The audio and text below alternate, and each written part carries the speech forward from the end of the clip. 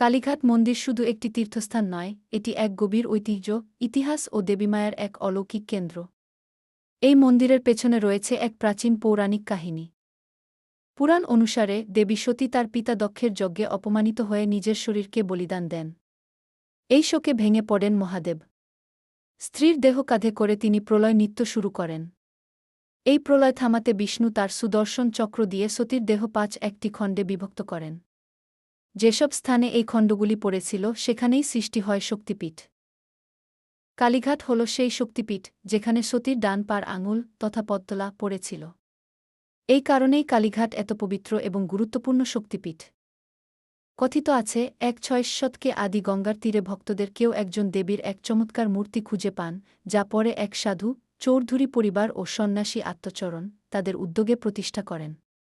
ধীরে ধীরে গড়ে ওঠে বর্তমান কালীঘাট মন্দির। বর্তমানে আমরা যে মন্দিরটি দেখি সেটি ১৮০৯ সালে সংস্কার ও পুনর্নির্মাণ করেন কুশাবর্ণ চৌধুরী পরিবার।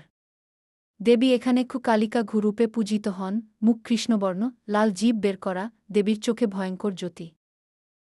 এই মন্দির শুধু ধর্মীয় স্থান নয়, এটি এক আশ্চর্য অনুভবের কেন্দ্র। বহু ভক্ত এখানে আসেন শুধু আশীর্বাদ নয়, এক অলৌকিক শক্তির ছোঁয়া পেতে। এইভাবেই কালীঘাট মন্দিরের সৃষ্টি হয়, এক পবিত্র শক্তিপীঠ, পুরাণ ও ইতিহাসের এক আশ্চর্য মিলনস্থল।